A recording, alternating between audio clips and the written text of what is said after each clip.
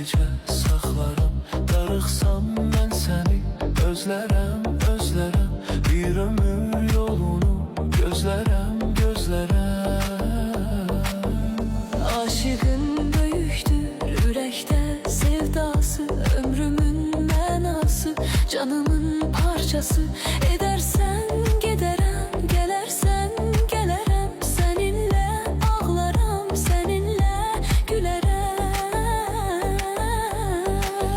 Məni məndən qoparırsan, götürürsən, aparırsan. Bunu heç kimsə bacarmır, amma sən tək bacarırsan.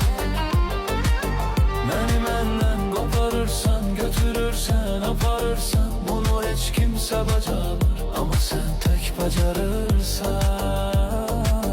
Amma sən tək bacarırsan.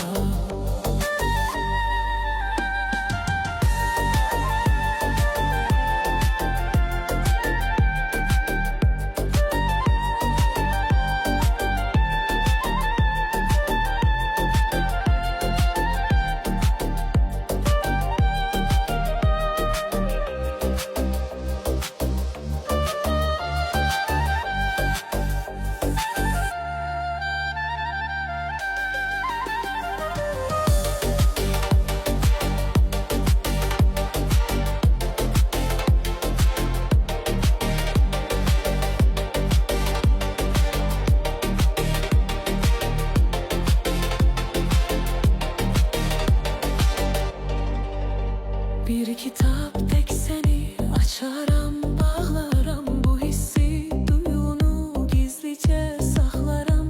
Darıxsam mən səni özlərəm, özlərəm. Bir ömür yolunu gözlərəm, gözlərəm. Aşığın böyükdür ürəkdə sevdası, ömrümün mənası, canımın parçası. Edərsən gedərəm, gələrsən gələrəm. Səninlə ağlaram, səninlə gülərəm.